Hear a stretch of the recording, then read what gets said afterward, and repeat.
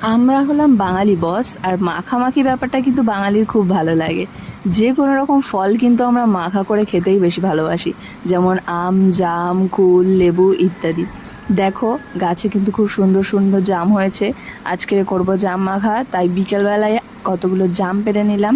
এই জামগুলোকে এখন আমি পরিষ্কার জলে সুন্দর করে ধুয়ে নিচ্ছি।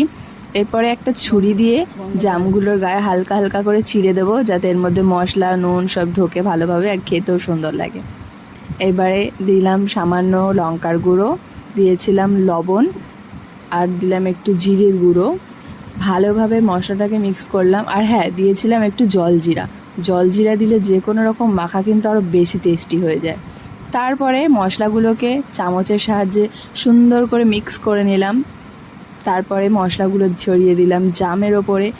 এবারে আর কি জামগুলোকে সুন্দর করে মাখামাখি ঝাঁকাঝাঁকি করে রেডি আমাদের জাম মাখা। বিকেলবেলা কিন্তু এই সুন্দর জাম মাখা খেতে না খুব ভালো লাগে।